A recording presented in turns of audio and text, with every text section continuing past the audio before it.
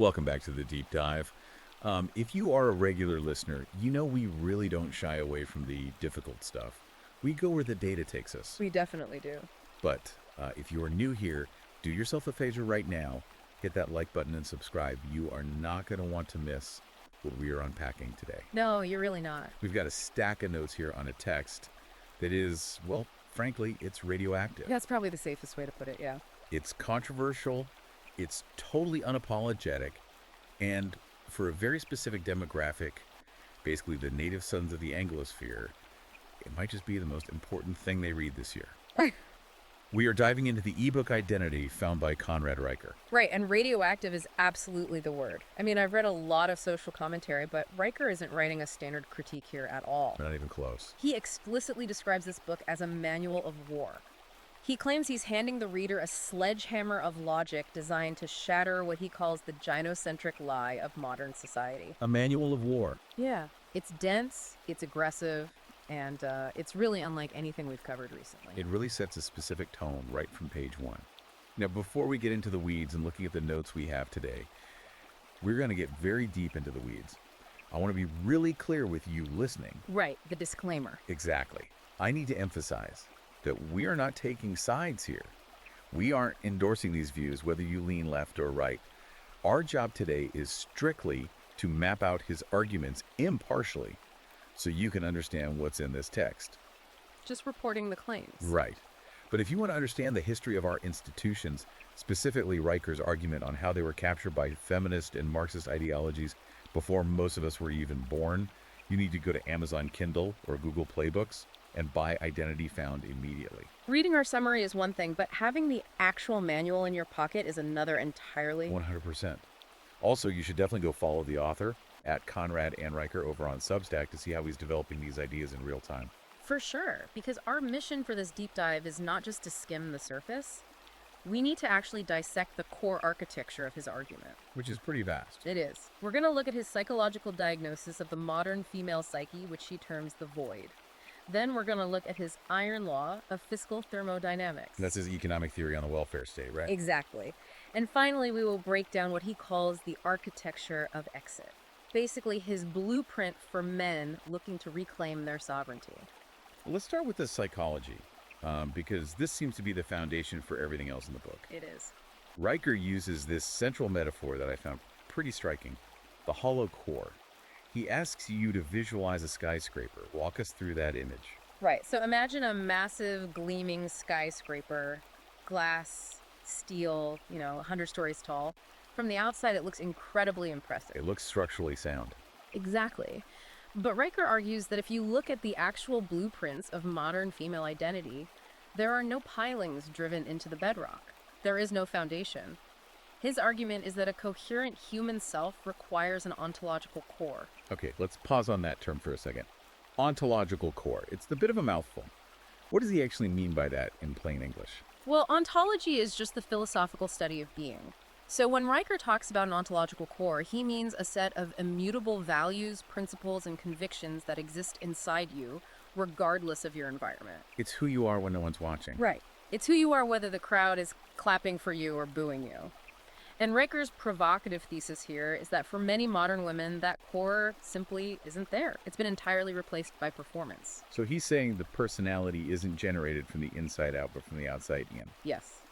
He argues that if you observe a person who is constantly shifting their appearance, their values, their political ideology, even their hobbies, based entirely on who they're currently associating with, that isn't growth. It's proof of an ontological void. Exactly. It's not that she's evolving, it's that she is becoming the room she enters. She's just mirroring the environment to ensure survival and acceptance. He actually catalogs these sort of specimens, which was a pretty brutal section to read. I mean, he talks about the hobby thief and the political... Yeah, chameleon girlfriend. He uses a case study of a woman named Ashley. It's a really classic example. Walk us through Ashley. So Ashley dates Michael, who is this libertarian weightlifter. Suddenly, Ashley is in the gym 5 days a week. She's drinking protein shakes. She's reading up on Austrian economics. Right. Then they break up. 6 weeks later, she's dating Marco, who is a progressive environmental activist. And suddenly all the weights are gone, and she's a plant-based spiritual seeker burning sage. Precisely. And Riker's point is crucial here. He says she isn't lying. She isn't faking it in some sort of malicious, calculated way. She actually believes it. Yes. In that moment, she is that person because she has no internal anchor to tell her she isn't. The hobbies, the politics, the personality, they were never hers to begin with. They were costumes. Just a mirror reflecting the nearest resource provider. Right. And to prove this, he suggests a diagnostic tool he calls the solitude test. Oh man, this was fascinating. The challenge is so simple. Can you sit in a room completely alone for 24 hours? No phone, no internet, no books, just you. That sounds like torture for a lot of people. Well, Riker argues that a man with a formed identity can sit alone with his thoughts because he actually knows who he is. He might get bored, sure, but he won't panic. But for the void. For the void, solitude is existential terror. Without an observer, the mirror has absolutely nothing to reflect. If no one is perceiving her, does she even exist? Which he connects directly to the statistics on social media usage. Exactly. The Instagram scrolling, the constant posting, it's not just vanity, according to Riker. It's an existential necessity. The constant need for likes and comments is a way to triangulate your own existence. Right. It's like, I am being looked at, therefore I am. And this inability to handle solitude is what leads into his darker diagnosis, which he calls the cluster B pandemic. Now, cluster B refers to a specific grouping of personality disorders in the DSM, right? Like narcissism, borderline, histrionic. Correct. These are the disorders characterized by dramatic, overly emotional, or highly unpredictable thinking and behavior. And he proposes this thing called the borderline syllogism. He does. He argues that modern culture is quite literally a machine designed to manufacture broken women. He points to what he calls the narcissistic supply chain. I mean, think about the algorithm. What actually gets rewarded on TikTok or Instagram? Stability definitely doesn't go viral. No. Trauma does. Tears do. Rage gets clicks. Exactly. If you get attention for being volatile and you get validated for being a victim, you are being behaviorally conditioned to develop those exact traits. He calls it a cluster B manufacturing apparatus disguised as female liberation. Which is a heavy claim. He's saying you aren't being empowered, you're being trained to be unstable because instability generates engagement. That is a massive diagnosis. Yeah. I mean, it suggests that the dating market isn't just difficult by accident, but that we're dealing with a mass psychological event. It's systemic. Right. But Riker doesn't stop at psychology. He pivots to how we actually determine truth itself. He calls this epistemological warfare. Now, epistemology is simply how we know what we know. So what's the war here? The war is between emotional reasoning and logos, or logic. Riker argues that we're suffering from a civilizational cancer because we've basically elevated lived experience over objective facts. We hear that phrase constantly today. My truth. This is my lived experience. And Riker hates that phrase. He argues that my truth is a total contradiction in terms. There is only the truth. Right. If truth becomes subjective based on feelings, civilization collapses because we no longer have a shared reality. And he draws a really disturbing parallel here to the Salem witch trials. Yeah. The witch trials of 1692. I did not expect that historical pivot. How does he connect modern dating or politics to witch trials?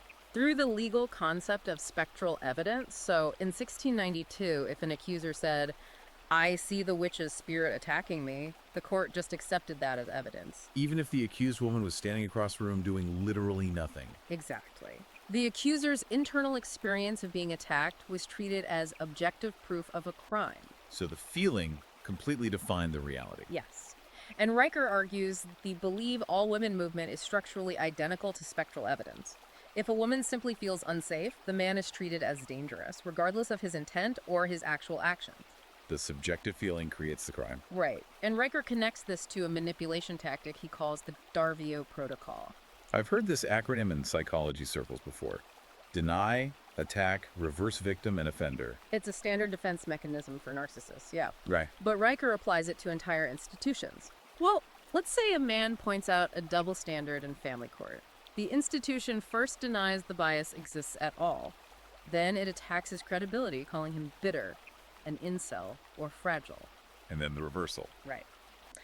Finally, it reverses the roles, claiming that by even noticing the bias, he is the aggressor and the institution is the victim of his toxicity. It's institutional gaslighting designed to invert reality. Entirely. Okay, so we've established a psychological void and a war on objective truth. Now, we have to follow the money. because Riker has a section called the state husband that really breaks down the economics of this dynamic. This is where he introduces the iron law of fiscal thermodynamics. It's a fancy term, but the core concept is pretty blunt. He says the welfare state is just a wealth transfer mechanism. Moving resources from productive men to women. Exactly. From men who are the primary net taxpayers to women who are the primary net beneficiaries of state spending. So the government effectively replaces the need for a provider husband. That is exactly the argument. Riker claims feminism is essentially a luxury good that can only exist in a wealthy civilization, and it's being funded by the very men it demonizes. He highlights this thing he calls the gender tax gap. Yeah. If you look at lifetime net tax contributions versus the cost of services received, things like healthcare, subsidies, welfare, education, he argues that men are collectively subsidizing the strong and independent lifestyle. It's wealth extraction. It sounds like he's describing a parasitic relationship at the state level. And he argues this extraction starts way before adulthood. He talks about the war on boys in schools. Right. He calls it the educational indoctrination complex. Riker details how the modern classroom is basically designed for female temperaments. Sitting still, being agreeable, verbal communication. Exactly. While normal male behavior, high energy, competitiveness, roughhousing is pathologized, he views the ADHD epidemic not as a real medical crisis, but as the systematic drugging of boyhood energy. There was that wild story he mentioned about the boy in Texas. Yeah, the boy who was threatened with expulsion for playing guns with his fingers on the playground. Just normal kid stuff. Right. The school sees violence, the boy sees heroism.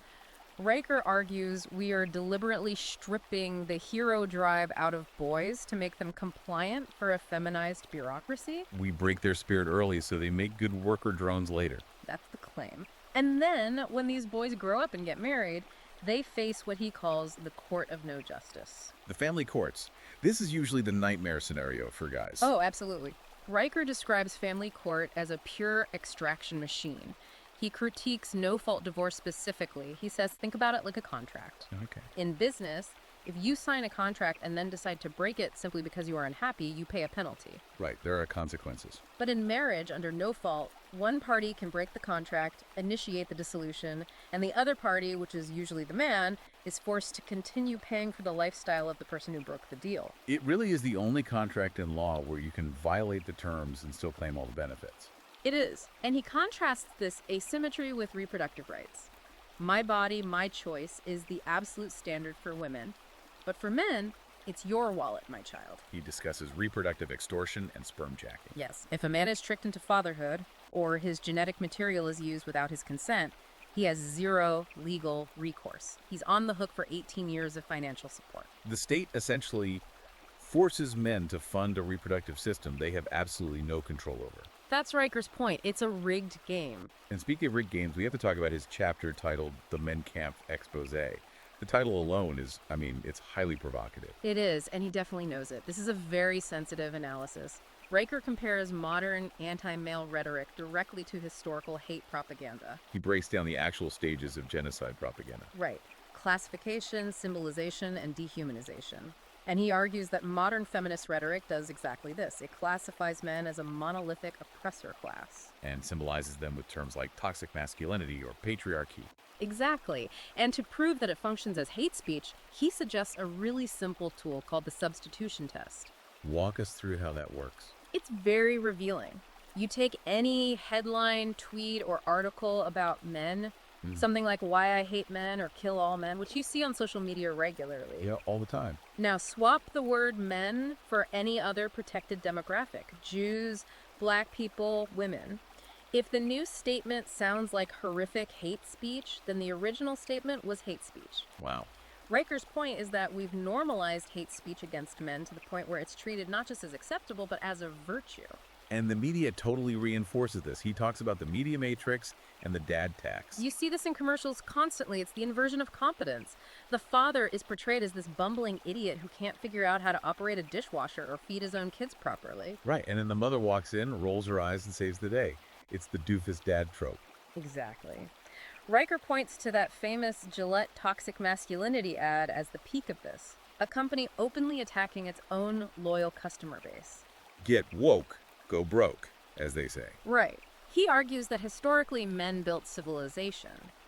But in the media matrix, men are deliberately placed at the very bottom of the competence pyramid, and they constantly need to be redeemed by female authority. He calls it a psychological operation to demoralize men. Yes. Okay, so let's take stock here for a second. We have a psychological diagnosis of the void. We have an economic system designed to extract wealth. We have a legal system that heavily punishes marriage. Yeah. And we have a media apparatus that routinely dehumanizes men. It looks incredibly bleak. It does. But Riker doesn't just complain about it. He actually offers a solution. He calls it the architecture of exit.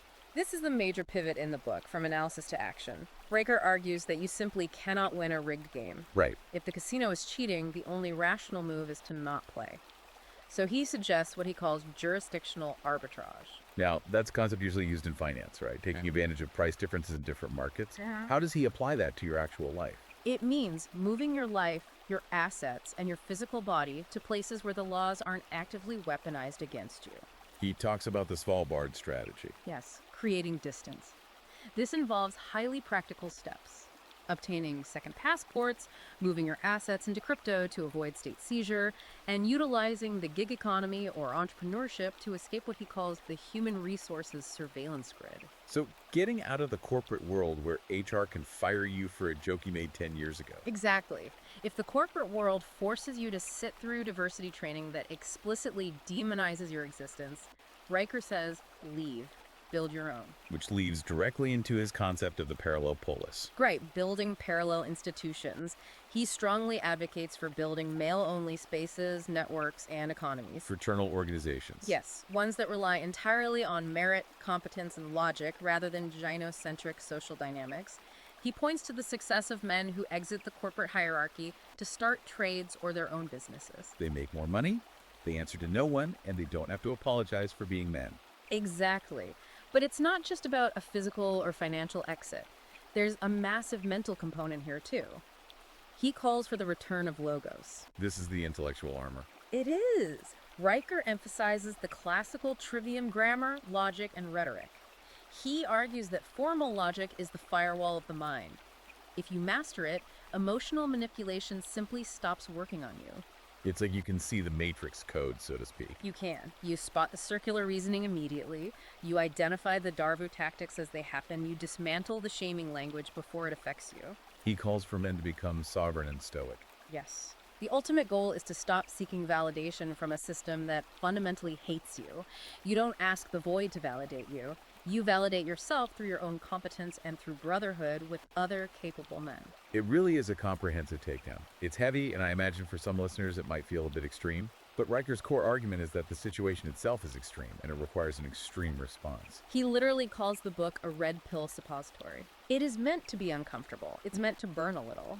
But the goal is to cure the infection. So here's the final verdict for you listening. Yeah. Identity Found is not just a book. It is a wake-up call. It's a manual of war for the modern man who feels like the ground is shifting under his feet. If you are tired of wondering why the world feels like it's designed to break you, you need this information. I completely agree.